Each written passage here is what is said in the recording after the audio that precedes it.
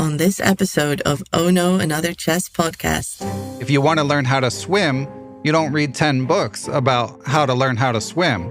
You get in the pool and just iterate, just try to swim and see what happens. And obviously, ideally, you would be getting feedback from someone who actually knows what they're doing. And it's the same thing in chess. So you can acquire all this knowledge, all these like rules of thumb and etc. But it's a game of decision making, and you need to tighten up your decision making process. Hello and welcome to Ono, Another Chess Podcast. In this episode, Ben Johnson returns to the Ono Zone to celebrate my third chess birthday. Ben is, of course, the host of the Perpetual Chess Podcast and, more recently, the author of Perpetual Chess Improvement. In the interview, we discuss some of my favourite things from Ben's new book, including exploring the difference between necessary and unnecessary fallibility. We catch up with Ben's own chess this past year and discuss the meta behind chess improvement, for who is it possible and whether or not it's worth the sacrifice. Last year, when I interviewed Ben for the blog, he was the only one who turned up to my second chess birthday party. But this year, you're invited too. Be sure to join both me and Ben to continue the conversation next Friday, the 15th of December at 1900 UTC for the Patron Zoom Hangout. For now, enjoy the episode. You're listening to Oh No, Another Chess Podcast. All right, Ben, why don't you start by telling me, what do you love most about chess? What do I love most about chess? Did you read the book? It's communities. The true joy of chess is the friends you make along the way. So what is your chess community? Because you talk about the value of them in the book, but you didn't mention, who are your chess friends? What communities are you part of? Yeah. So the East Coast United States chess community it's fairly tight knit. It feels like everyone's like 1 degree of separation, but as I've discussed many times, like in the course of doing perpetual chess, I mean, my closest community is, of course, I went to the same school as Greg and Jennifer Shahade, and my team, the Masterman team, was kind of like a chess powerhouse. So we won the nationals one year, and we're always fairly competitive in those competitions. So it was just hanging out and playing chess with friends. And, I went to like a public school in Philadelphia. So it was diverse people of different, first generation immigrants, all races and socioeconomic backgrounds. So it was just a lot of fun to get to know people from all walks of life, where even at a school that had a fairly diverse student base, you wouldn't necessarily do that if you're not get to know that many people if you're not in an activity. And then there was stuff like when my school won the nationals, we actually tied with a school coached by a young IM by the name of Maurice Ashley. And they played on a team in Harlem called the Raging Rooks. And they got a lot of attention, rightfully so. And they ended up actually arranging a match where they flew us to New Mexico and we played kind of a playoff against Maurice Ashley's team. But it was also like we just hung out a lot, played basketball, played blitz, etc. So it was just this very formative experience from a young age. And I was lucky enough to have a few of those. I mean, as I've grown older, of course, my community has become, it's grown over the years. Like, I'm good friends with FM Mike Klein. We lived together in Brooklyn because after I graduated from university, I went and ended up teaching chess in New York. So I learned from people like Elizabeth Spiegel from the Brooklyn Castle movie. Dimitri Schneider was around. He was like a young prodigy. So there were just a lot of like active chess players, sometimes centered around the Marshall, but you would also see them at all these tournaments. So my community kind of started with my school, but it's kind of grown from there over the years. Cool, yeah. And maybe I can sort of hazard a guess. It's some of these people now, from the more frequent guests on Perpetual Chess, like Christopher Chabris, who I know interviewed you about your book. Do you have like sort of newer friends now that you maybe go over games with, or? Actually, not so much. I mean, there's certainly people I could ask if I had games I wanted to go over. I was working with a coach for a long time, Grandmaster Axel Bachmann. We kind of lost momentum at some point around actually when I was really trying to finish the book. Early this calendar year, I just needed to focus so much on the book that I ended up putting lessons aside, and I wasn't really competing at the time. And we haven't picked it back up yet. I hope to at some point, but I mean, he's an amazing coach. I definitely recommend Grandmaster Axel Bachmann for anyone looking for someone. And now I'm playing regularly, somewhat weekly games, but lately, like usually in a perfect world, I'd be going over the games with a stronger player. But lately, I'm just kind of going through the motions, making notes and checking the engine and so on. But honestly, I could be working harder at the moment. Cool. Where are you getting weekly games just now? I found a local club. I always knew it was there, but it turns out it's only like a 35-minute drive from where I live. So I'm able to play reasonably strong competition every Wednesday night. Nice. That's great. Yeah, I think these, and you even mention in the book that you want local leagues or whatever. Yeah, exactly. It's funny. It's like I spoke it into existence, although as Chabris said when he interviewed me, it was actually there the whole time. So anyway, there's some sort of little parable there. I'm not sure exactly which one, but yeah, once I found out it was close, it's really been a game changer. Almost all for the good. The only bad thing is now I have zero desire to play in weekend tournaments because they're just intense. Yeah, no, I can imagine. Like, I really love having the sort of weekly games here as well. And for me, it's put me off online chess. You know, the significance of it as well has just dropped off a cliff for me, basically. Yeah. Well, but I mean, I think that's mostly a good thing. I mean, as I discuss in the book, if you have something to look forward to, something that feels important, I do think that there's a greater chance that you'll be able to extract lessons from it. Yeah. And I definitely think what you were saying as well about, though I'm not entirely sure this was in relation to that, but that being in different spaces kind of drives your learning almost, because you have a sort of unique experience there for that. Yeah. I mean, that was something that I just came across in researching. I decided it was my friend Hans Schut who suggested I do a chapter about deliberate practice and sort of optimal conditions for how to approach the study of chess, not what to study, not which book, which tactics, puzzles, or whatever, but actually like what routines should you have. And it was in studying that I started to come across different neuroscientists talking about the importance of differentiated environments and engaging the muscle memory and stuff like that. And I was like, oh, that kind of sounds like OTP chess. Yeah, I have to say from the book, I really didn't expect the book to be like that. But it's clear like, you draw a lot of lessons from sort of non-chess literature, from cognitive psychology and, various different fields. It's a super interesting read. I definitely recommend people go and pick it up. And it really is a read. I think to me, the chess diagrams in the books are almost like pictures in a biography. It's nice to have them there, but you can really read around them. You do not need a chessboard for this book. And I think that's a really refreshing thing to have.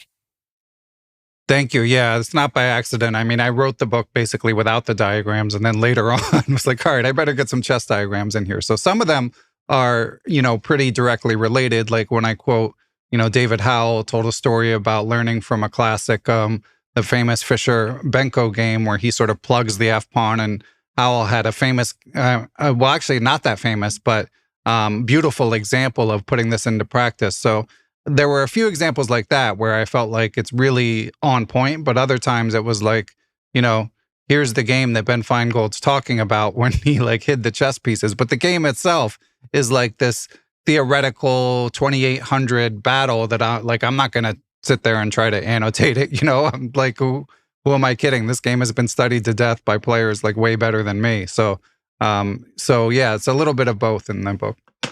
Yeah, no, for sure. And so I think as well, not not that I'm surprised by this or anything, Ben, but it's really well written. Do you have a background in writing or anything like that?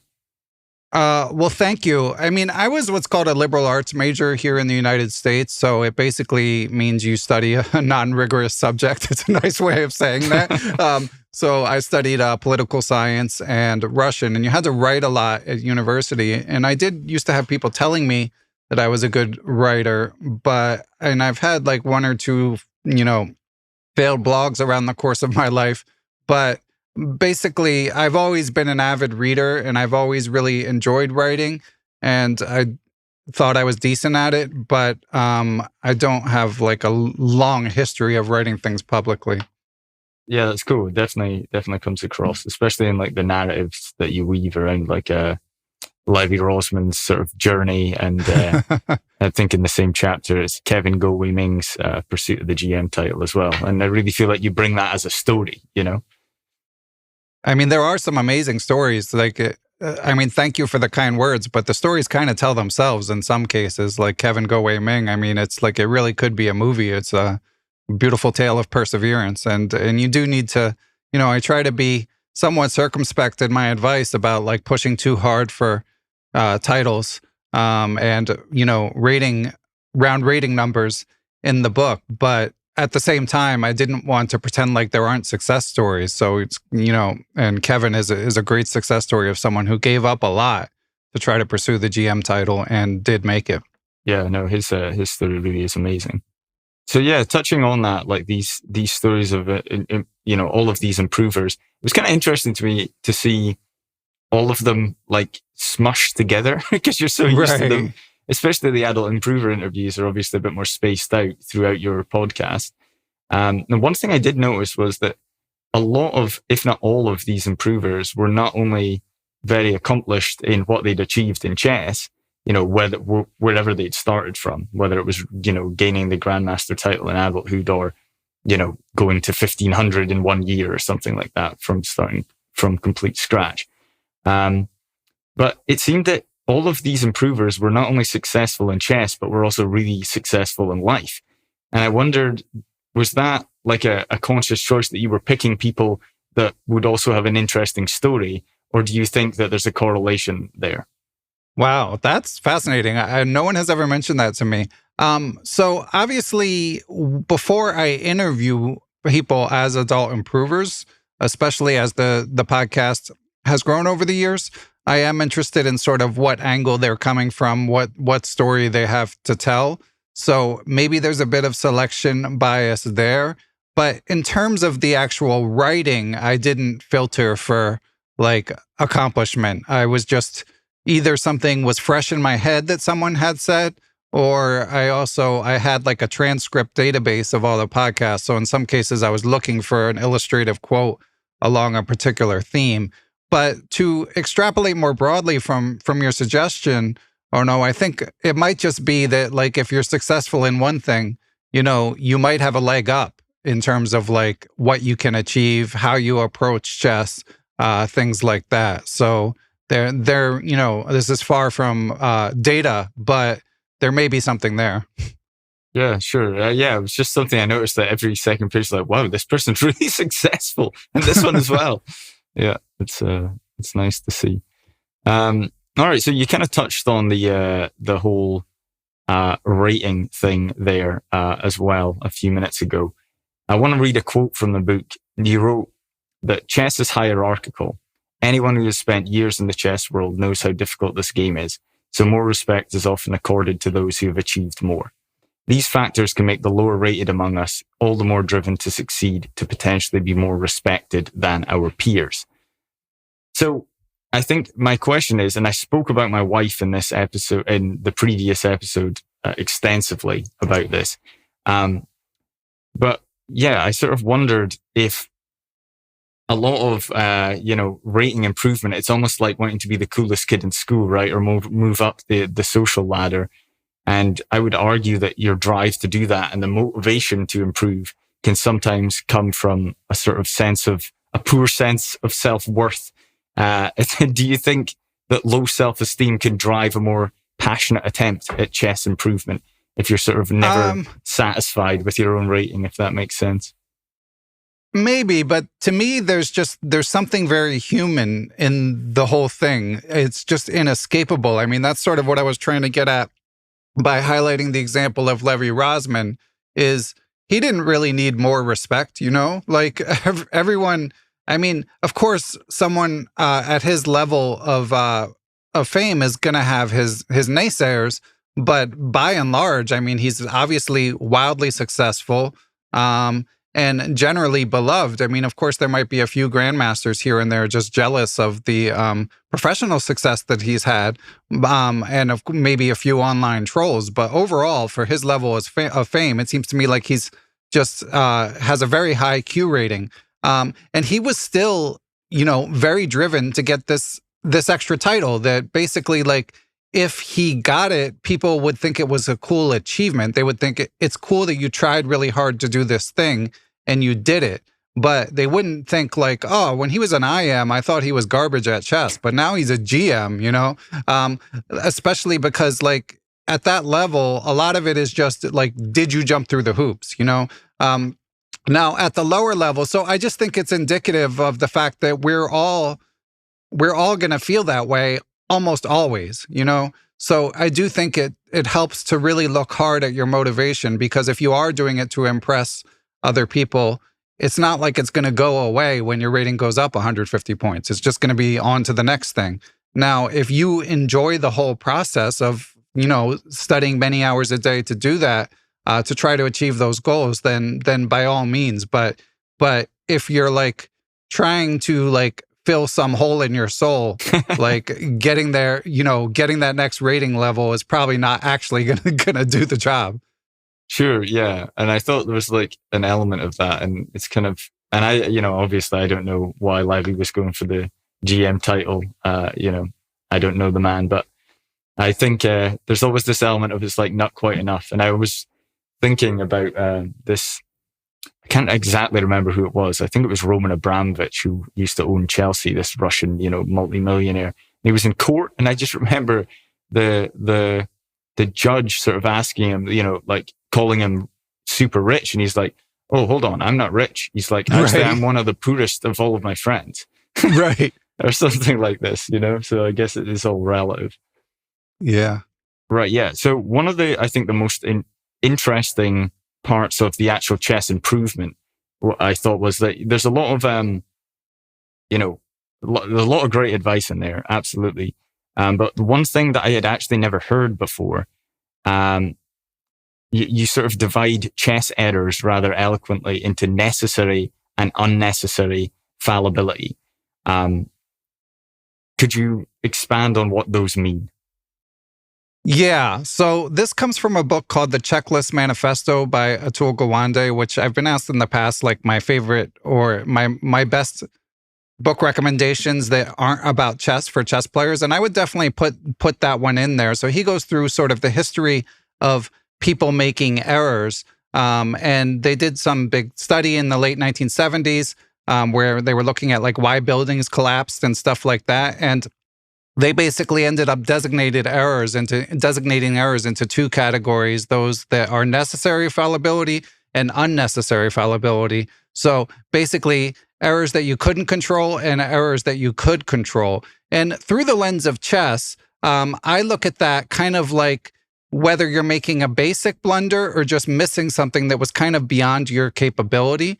And when you go through your games, just to try to sort of highlight that. And if you do find that you're making what we would call unnecessary fallibility type errors, where you're just having oversights and you're just feeling like, I'm not playing up to my potential, I encourage people to not just like beat yourself over the head for that, which of course you should do, but to also like try to figure out why it's happening. And I quote my friend Hans Schutt, in that section of the book. He's a big fan of what he calls root cause analysis. But basically, you want to just keep asking yourself why and try to get to the core. It might be that you're not sleeping well. It might be that, nerves are getting in the way. It might be that like relationship trouble is like distracting you. Like it could be anything. But in these cases of, I always get unnecessary and necessary fallibility conflated. But in these cases of errors that you can avoid, that you want to try to figure out what's causing them and to what extent you could change them. And so that stuff is all discussed in a chapter about checklists, suggesting that they can be a helpful tool to sort of tighten up your thinking process and hopefully limit blunders. But of course, it's one of those things that's much easier said than done. Yeah, I think it was really interesting to me because that's definitely, that's my own coaching philosophy as well, right? Because I'm not trying to help people understand the chess mistakes that they already know are mistakes. But that's the problem. When we're looking at our games, you're like, well, I know I shouldn't have played rook d8 or whatever it is, but I played it anyway. So why did I play it? And the other category that, as you say, the sort of necessary fallibility, and again, now I'm getting them mixed up, I think. But, Right. Is, making a mistake that you had no idea was a mistake. And I see that too. Right. It's for example, I always challenge my students, especially because they're sort of on the lower rating end of the spectrum. A lot of the times people will exchange pieces very easily, right? An exchange is available, I'll make it. And so I get them to view every exchange with a healthy dose of pessimism, right? I'm not going to make this exchange unless I can come up with a good reason that it's good for me. And I really don't mind if a student comes up with a reason and they make the exchange, because even if the exchange is wrong, right? Because at least they've done, the thought process is correct, right? The framework, the thinking process is right. They've evaluated and they've came up with a reason that is good, even though it was actually bad, right? And as they learn more about chess, that will go away as long as the thought process is there. They're actually considering the exchange and not just making it without a good reason, if that makes sense. Yeah, for sure. I mean, sometimes just having that trigger, I mean, that's also why I talk about like meditation, because meditation can be helpful for things like that, where if you just think to yourself, hey, this is the mistake I've made 20 other times. Like if you just have that one thought, like that will set you on the path to make a more thorough analysis. But if it's just pure reaction, then it's going to be very hard to plug that leak. No, yeah, definitely. And so it's weird to me then, because I got really excited about this, because it seems strange that every chess book is designed to fill you with more and more knowledge, right? And there seems like there's very little resources. I mean, with the exception of, as you say, analyzing your own games, maybe with a coach, but really just trying to be introspective about, well, I already knew this, right? So going and getting more knowledge is not going to help, right? So in order to stop making these mistakes, you like, there's just not a lot of resources on how to do that yourself, is what I feel like. And I wondered if you have any idea why that is. Because my guess is that it's so individual that like you can't really put it in a book, like people make the analogy, and I agree with this analogy. People will say, like, as they're discussing chess improvement, like if you want to learn how to swim, you don't read 10 books about how to learn how to swim. You get in the pool and just iterate, just try to swim and see what happens. And obviously, ideally, you would be getting feedback from someone who actually knows what they're doing. And it's the same thing in chess. So you can try to, you can acquire all this knowledge, all these like rules of thumb and etc. But it's a game of decision making, and you need to tighten up your decision making process. So I just think that in that regard, books certainly have their role and they certainly have their appeal, but they can't be a substitute for the actual playing and analyzing, which is where those mistakes, which are often sort of very individual, do sort of come to the fore.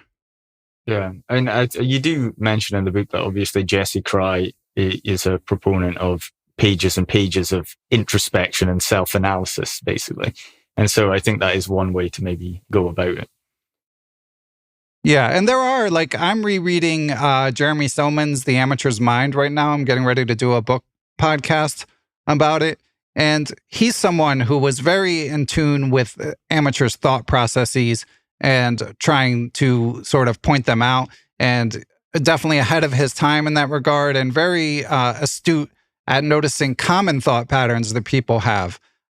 So I do think there's some value in going through books like that. Dan Heisman is another good author who can be insightful on these topics. There is some value in that, but I still think that at the end of the day, like, it's your own games and getting your own feedback is going to be, more helpful more often than seeing mistakes that other amateurs make. I mean, it can be good as like a supplement to say, like, hey, I'm not alone in like always being too concerned about king safety, is like a theme that Selman highlights. So it can be good to see that you're not alone and that others also have these sort of proclivities, but you're better off just spending more time playing and analyzing. And reading for me, I mean, as I say in the book, like that doesn't mean that I read less. It means that I expect less from my reading. You know, I still do it because I enjoy it, but I don't have a lot of illusions that it's gonna like lead to some massive gain in my chess. Yeah, and I think I remember one of my friends said to me in an analysis about a year ago, and I didn't believe him. He was like, I've kind of covered everything, right? I've covered the chess knowledge. Like, it's really hard for me to unearth. I've played chess for 25 years, and it's really hard for me to like, I never open a chess book and I'm just blown away by this brand new bit of information that I didn't know. Like, that happens very rarely to them, they thought. And so I wonder, especially where you are at the sort of level where I think a lot of maybe your listeners are kind of aspiring to get to, right? And do you think that it's very difficult? Like, when's the last time you opened a book and it just blew you away with a new bit of chess information? Yeah, I mean, it's more a different way of looking at things, a different way of packaging the same information. I mean, two people who I do consider quite original thinkers in terms of chess writing, I've mentioned them many times before, are Jan Markos's Under the Surface and I Am Willie Hendricks. But I do think that that's the exception rather than the rule. Yeah, so do you feel like then that sort of most of your improvement is not coming from gathering more knowledge at this point, but just about trying to stop doing the things you already know are wrong? Yeah, that's part of it. But it's also it's chess in some senses is a game of brute force. Like your ability, for your mind to fire more quickly and for you to calculate better at some point is going to play an important part. Like I quote Sam Shanklin saying something along those lines, basically saying he's always going to bet on the player who can calculate better if you don't have any other information. And unfortunately, it's just that seems to be the hardest thing to improve at. You know, I get into some of the potential reasons why in my book. So it's not that I know every fact. And I certainly know from like when I was working with Axel Bachmann, like he would show me opening ideas and then I would go and play, and I would play not just OTB games, but when I'm working hard on my game, I'm playing Entitled Tuesday a lot, trying to incorporate the opening ideas. But I would just forget what he told me. And I would I would say, I know we talked about this position, but I can't remember for the life of me what he said. And then that would happen again. That, other people just remember with less effort, So that doesn't mean that I can't get better, but it does, like I could take notes and review what he says afterwards. I can record the sessions and rewatch them. But that's time that I'm spending to make an incremental gain that someone else is not having to spend that time, and that's that compounds over the course of your life. So it reaches a point where I'm closer to what my ceiling would be maybe than some other, as you say, sort of motivated improvers. And what that means is not that I can't get better, but again, I might have to work twice as hard for incremental gain as some other people. And it demotivates me for sure. I imagine writing this book took up quite a large chunk of the last year. Because I think the last time we sort of spoke properly, I invited you, of course, to my second chess birthday party. This is my third. Unforgettable birthday party. It was off the hook. Thanks, man. This is now my third chess birthday party that you've turned up at. Didn't invite anyone else this time. I didn't want the disappointment of none of them turning up again. Right. But, so this year, I imagine you've been super occupied with this book. Is it eaten into your own chess improvement time, or? Yeah, I mean, it definitely did until I turned it into the publisher. And actually, even in the last month, now that it's finally come out, a lot of interviews and stuff like that, a few book signings. So it's definitely taken away some of my chess/professional time, but overall, it's been really gratifying. I mean, there was definitely a period where I had written a lot and I just wasn't sure if I was going to be able to get it together to actually like show it to anyone. So I'm glad that I pushed through.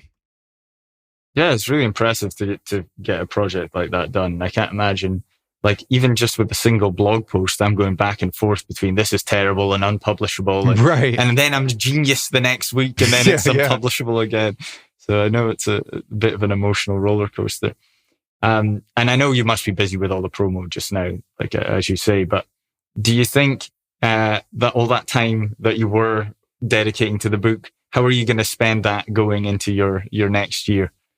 Yeah, well, I'm working on a Chessable course with a much shorter turnaround. Supposed to be due in January. So I'm actually, and I followed my tried and true process of procrastinating as much as possible, you know, until it's closer to being due. And now I'm at a point where I'm like, okay, you know, I just need to do 60 to 90 minutes every single day. And if I start now, I should be okay. So I started 3 days ago and I'm actually following through. But until then, it was kind of similar to how I treated the book, where I would work in fits and starts and not be on a sustainable pace for finishing. So, but it's definitely exercising different muscles. It's obviously a lot more chess centric than Perpetual Chess Improvement. But I'm enjoying the process of working on this Chessable course so far. Cool. Do you think, because I know you've mentioned several times in your own podcast that you have some issues with time trouble in your games. Do you think that your procrastination in life for these projects is showing up on the board as a reflection of your personality? Oh, for sure. I think, it's all connected. My wife makes fun of me because I think this is slightly unjustified. Not that she's going to hear this, but that I can't make up my mind what to get at dinner and stuff like that. It's definitely all connected. Yeah, it's amazing how these things always show up. Can you talk about what your Chessable course is about, or not yet? Yeah. So I'm still kind of fleshing out a few ideas, but the broad theme is helping people try to identify critical moments in their games. And it's going to be skewed towards like basically under 1400 chess.com. So what are what type of situations lead to critical moments? How can we get better? And it kind of ties into the time trouble thing, because it's something that, as I actually have gotten a little better at managing my time, as much as I've talked about it over the years. Still a work in progress, to be sure, but I have made incremental progress. And part of it is just trying to be hyper conscious of which decisions are likely to matter and which are not. So I wanted to sort of apply that framework to like a chess level where I feel like I can really help. So I downloaded a bunch of games from the Lichess database, and I'm just going through amateur games and trying to focus on the factors of like, when a game gets decided, what are the sort of landmarks to look for? Yeah, that sounds good. Do you think because it's something you struggled with, that you've sort of become really familiar with that as a problem that makes you better or equipped to sort of teach that? That's the hope, at least. I also think my background as a former poker pro, like that sort of conditioned me to think in probabilities and sort of expected value of different decisions.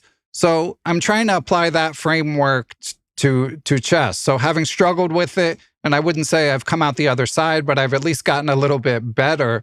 Having struggled with it myself and just having experienced it as a poker player, I do hope that I think about the game a little more I can't say that word, probabilistically than some others. Okay, yeah. And I think, it's funny, when I interviewed Sarah Herman, she was I always thought there's maybe an element of luck in chess, but I wasn't really sure how much. And she seemed to be like, no, definitely there's luck in chess. What do you think about that in terms of your poker background and probabilities and things like that? Do you think? Yeah, there definitely is. Some super GM was talking about this recently. I can't remember what the context was, if it was an interview or what. But anyway, just in terms of like how often you land your prep at the top level, whether they happen to go into an opening that you know, You might have a day where you're tired and you're like more susceptible to making a blunder than you normally would be. But whether you actually make the blunder, like if you showed up with that level of alertness 10 days, like you're not going to make a blunder every day, but you're not going to make a blunder 0 days. So like, does it happen that day? Does your opponent happen to see it? So it's much more unseen than in poker, and it's much smaller than in poker. But certainly over a small sample, I think luck plays a major role. Yeah, I think I in fact the very first league game I played here, the way they did it at the local club was they basically fold the page in half. So the highest rated player at the club, who's actually a grandmaster, plays the lowest rated player at the club. Oh, wow. For the first round. And it's like a tradition, I think, that they have. Anyway, it meant that in my first round, I played someone that around your strength. And I have to say, I keep describing it to people. It was like the film Slumdog Millionaire. I don't know if you've ever seen that. I have. It's been a while. I managed to get a draw, and I honestly should have won it. I was definitely capable of winning it, but it was just one of those days where just everything went right. Like Right. I'd looked at that exact opening with a student about an hour before the game that, my student played this line and they just happened to play that against me. And I was just like, what? So I had like good engine prep for like quite deep into the game. And then I guess my opponent doesn't make many mistakes, but they made this, I guess, uncharacteristic sacrifice that just didn't work. And and we also ended like the middle game was in a structure that I feel like I understand.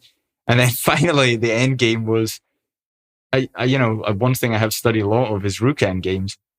And I managed to find a sort of miracle draw, even though I'd completely chucked the game. Nice. Where I was down 2 pawns in a rook end game, but I just knew how to draw it, right? I could just see it. I was like, from moves back, but it was definitely just, very, very lucky is how I would describe it. Yeah, it's a factor for sure. I mean, in my game last week, I played badly and was worse, and my opponent was like 1900 and like hung a mate in 2. Like, when's the last time he hung a mate in 2? Like it has to have been a while. But now, and it's funny how the mind works, because then you go home and I'm like, like I said, I've been busy and not super motivated lately. So I like don't feel like looking at the game because it's like, oh, I won, I don't need to look at that game. But meanwhile, like I played like crap. I was worse the whole game. The opening was like a disaster. Like if there's ever a game I should study, it's that one. But because the guy hung a mate in 2, now I'm a genius again, Right. Yeah. No, I definitely feel you there. So going to the club then every week, is this, you're saying you're struggling for motivation. I know you even mentioned in the book, like losing your chessable streak, it was hard to get back into. I have definitely struggled with that this year with us moving countries. It's just been really hard to gain a rhythm. So going to the club, is it just more for enjoyment chess for you right now? Or do you still harbor desires of improving, getting back to 2200? I do have some desires of getting back to 2200, but I have to say my perspective is somewhat framed from Todd Bryant, who wrote a great blog post for chess.com that anyone who hasn't seen it should check out, sort of summarizing like, this is what I've observed from a sort of meta-analysis of, the most accomplished adult improvers that he could find in the US chess database. And to be blunt, I mean, one thing, and I interviewed Todd as well, and he discussed it even more. He talks about like different paths, where there's like sort of a path where you just kind of go straight up, and then there's a path where you kind of squiggle and then go up and then squiggle and then go up. But he also talks about what he calls the Fred Wilson path. Fred Wilson is a bookseller in New York City, sells great used chess books, and author as well. And Fred, was basically a lifetime USCF 2100. But then at some point at the age of 72, I believe it was, and he's mentioned in my book as well, he basically just went on a heater and got up to 2200. And I want to get my rating back up to 2200, but I have to say, when I'm lacking motivation, it's more just the keep playing. And I do think that's the single best thing for improving. So it's kind of like if you're doing nothing else, at least I'm doing the most important thing. but some combination of waiting for a period where I really feel like pushing harder, or just getting lucky, and just sort of catching a string of good results, which can happen because, like I mentioned with the mate and two, because you're playing frequently. So it's not, certainly there are people who might set forth a more pure and admirable path, but that's where I am at the moment, at least. Cool. Yeah, I'll put links to Todd's blog post and the interview that you did with him in the show notes. It is a really interesting article for sure. He did a good job. And the good news is, spoiler alert, if you're going to read the article, there is hope, according to Todd's research. Yeah, there really is. Todd found a lot of examples out there. It made me wonder, because I definitely, in my book, I'm trying to caution people more than I'm trying to encourage them. I mean, I certainly share some encouraging stories, but, chess is just a hobby at the end of the day for almost all of us. So I just don't want people to give up too much from their, air quotes, real lives, for something that might not happen in the chess realm.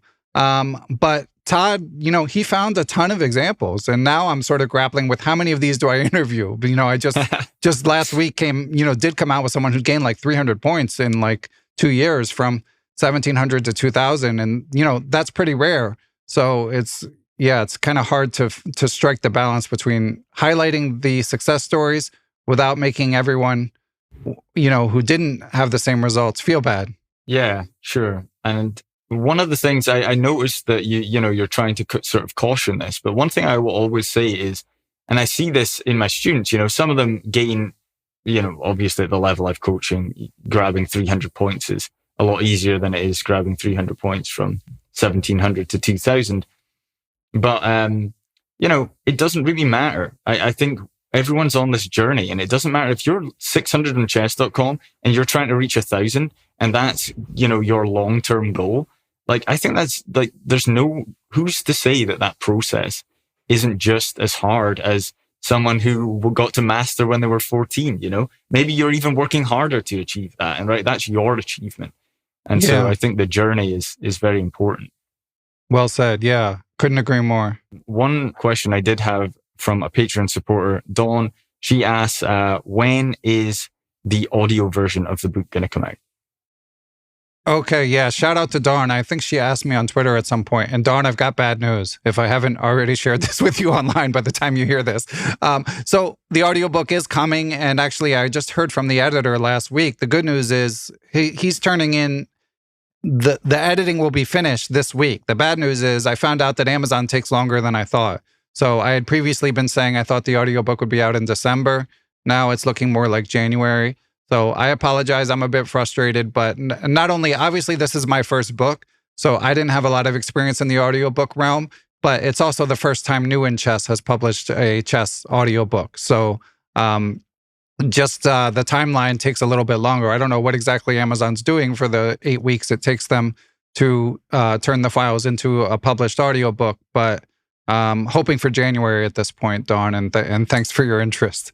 I think definitely with that format, your book is going to work very well. It made it into my top 10 books, wordy chess books for the lazy people like me that don't want to use a board.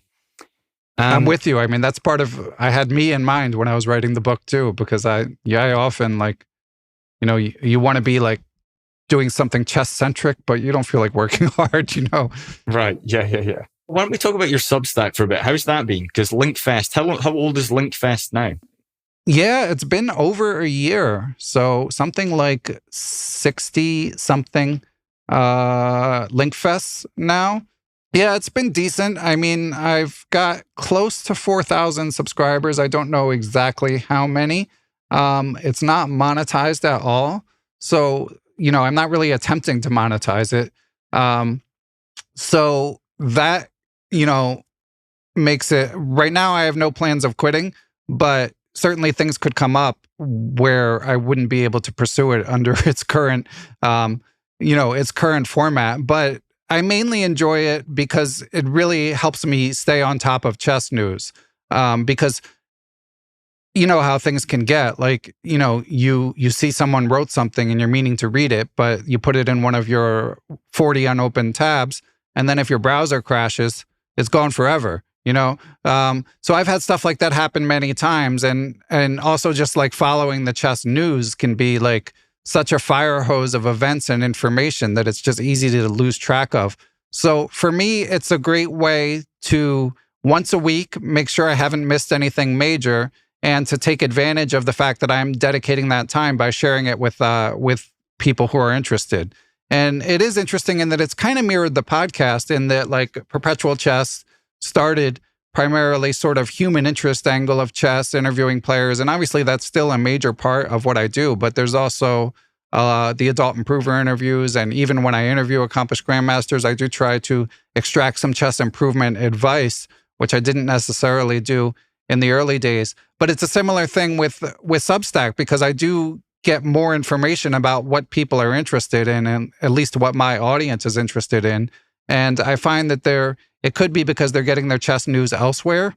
It could have to do with sort of selection bias of who's subscribed, but they're something like, 6 to 10 times more likely to click on a chess improvement related post than like, who's winning in Qatar sort of thing. Mm. And yeah, well, that shocks me. So where are these people getting their news if it's not from you? Because that's one thing that I was sort of speaking about with Chris Callahan was I was sort of lamenting the fact that there doesn't seem to be one coherent place where you can go for your chess news, And I think considering how big chess is, that's sort of shocking. Yeah. I enjoyed the interview you did with Chris. And I think it's all chess.com. I mean, I notice when I link my stuff, like, obviously I'm a fan, Chessable sponsors Perpetual Chess, and I'm a fan of chess.com. I mean, I think people like to crap on them, but they've done an absolutely amazing job at growing the game of chess. And no one wants to give them any credit for it. It's crazy. Like, they're just so savvy in terms of like what they've done in terms of like PogChamps. Like, I don't personally enjoy PogChamps, but if we think about the number of new chess fans that have come into the world, like how can you discount that? So anyway, that's sort of a tangent. But when I'm following the chess news, I do find that like I do go to chessbase.com, who also covers chess news. And those two are basically it in terms of like what I can link to in terms of coverage of top tournaments. Even like Dennis Montecrucis is someone I interviewed a while back. He has a Substack called The Chess Mind. His blog, like mine, not monetized. So it's like there'll be periods where he's covering an event super detailed and provides like free analysis of the games, and he's a very strong player, but then he'll just disappear for a month or two, which is totally understandable. But that's sort of, as you and Chris discussed, that's sort of what we're dealing with. So it seems like those chess.com stories, like independent of the Linkfest, having nothing to do with my little Substack, it seems like they get a lot of interest. So my working theory is that people know that if you want to catch up on the chess news, that chess.com is sort of one-stop shopping. Sure, yeah. Maybe it's just maybe I'm just missing it, and maybe it could be because chess.com is such a large website that it's somehow, there's not like a coherent landing page, but I'm having to be careful what I say because I have to confess I don't go on chess.com that often. Right. So yeah, maybe yeah, there is I found that too. Like if I'm there. looking for a certain page, I don't try to find it within the navigation thing. I would just Google chess.com news. Right. And then like it would come up rather than like try to sort through the 50 different things.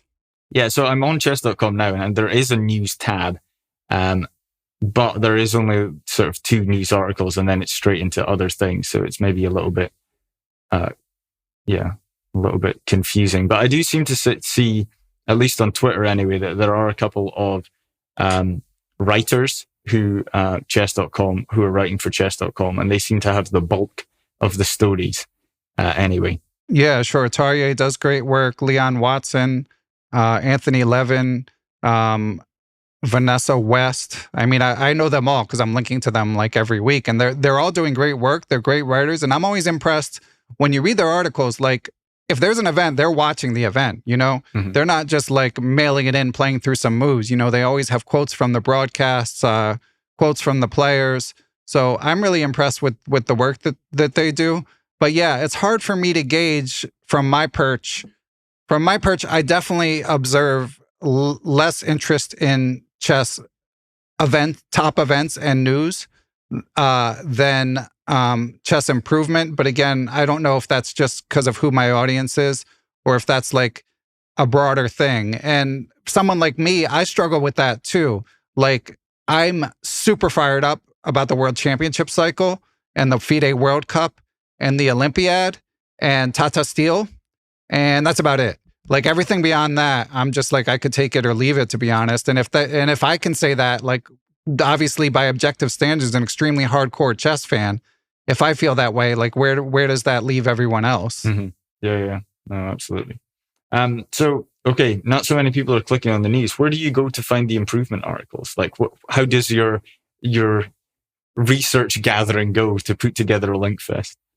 Yeah, well, I mean, a lot of it has grown from Substack itself. Certainly, we've been happy to have more people join the community and start blogging, and I think there's plenty room for more. Certainly, we could use some more book reviewers. And people are very interested, at least again, in my audience, in reading chess book reviews. I mean, unfortunately, like many things in the chess world, as you and Chris discussed, it can be relatively thankless work. But shout out to Nick Weissel, for example, who started publishing his book reviews on Substack, and I always enjoy it. But to answer your question, I mean, so I have a Google Doc where every time I read a blog post that I find interesting, I add someone to the Google Doc so that when I'm getting everything together every Friday, I just go through every page and make sure I didn't miss anything new. Now, the list is getting kind of long, so sometimes even with the list, I'll like miss one or two because sometimes I don't do it all in one sitting.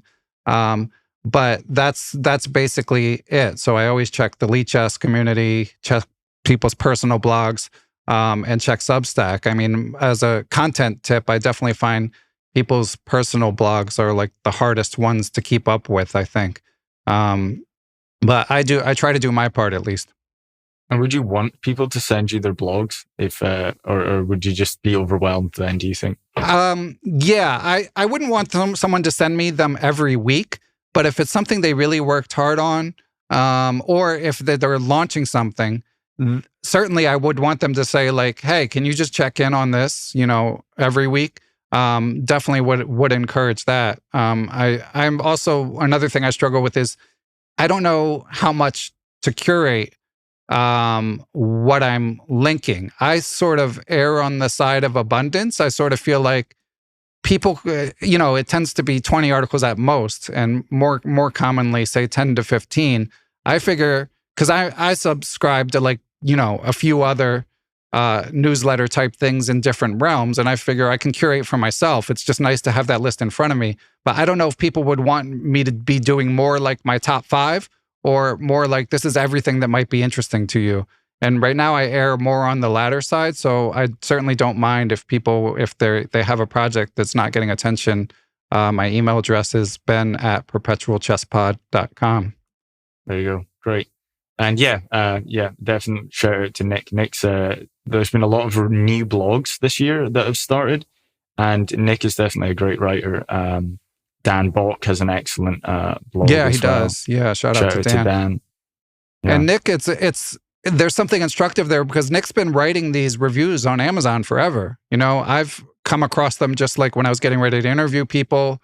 Elijah Logazar is another one, but there aren't that many people who are writing like really thoughtful reviews on Amazon. And you can tell like they really read the book and provide some insight. So I had seen Nick's reviews on that, and he's repackaging some of them for Substack. But obviously by doing that, you gain an audience, and people in the chess realm, they don't care that much if the book is new, because it's not covering news. So Nick's able to review some of the classics, and people still will find it interesting. I should give a shout out to Dr. Potzer as well. I know he's been reviewing books for years. Absolutely, yeah. So yeah, anyway, there's plenty of room for more.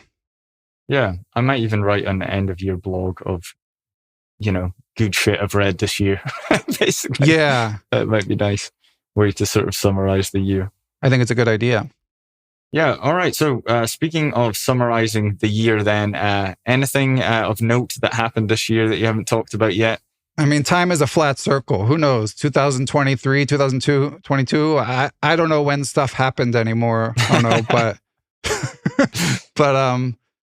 but yeah. I mean, I guess the book will have been the major project of the year for me, and in the chess world, I don't know. Kramnik's possibly losing his mind. Can I say that? Yeah, we'll check back on that one on my fourth chess birthday party. Yeah.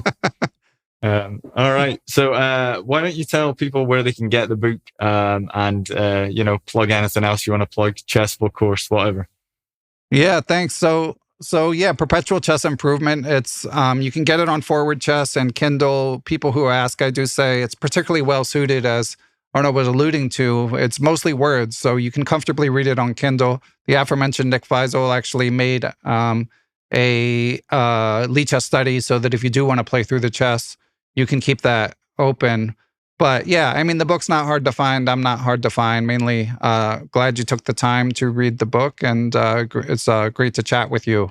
Yeah, I really, really enjoyed it, Ben. Honestly, it's a breath of fresh air in the chess book world to have something that you can just relax with in the evening and not have to work too hard with the board and pieces. So yeah, congratulations. Thank you. That was definitely the goal, so I'm glad to hear that. All right. Thanks for joining us, Ben. My pleasure. We'll do it again sometime. Hello. This is Yara here. I'm Ono's wife and the other half of the Ono Zone behind the scenes. Thank you for listening to this episode of Ono Another Chess Podcast. Yay! If you like to hear more about me, you can go ahead and listen to episode 6 of this podcast, where I was honored to be a guest and I was being interviewed by Ono. Although I am not half as knowledgeable about chess as some of our other guests like Ben Johnson today. Such an honor to have him on the podcast. And if you enjoyed this interview, make sure to leave a 5-star rating so that more chess players can find it. And also definitely check out the Patreon Zoom Hangout on the 15th of December with Ben Johnson himself. And Ono will be there as well as other adult improvers. So check the show notes for details on how to get the Zoom link for that. And other than that, I hope that you will also go and check out Ben's book, Perpetual Chess Improvement, because it's a great one. You can also find more details on that down below, as well as more info on Ono's Adult Improver Chess Coaching and other details of where you can find us. Ono will be back with another episode of Ono Another Chess Podcast in 2 weeks, as always. And in the meantime, I wish you all the chess.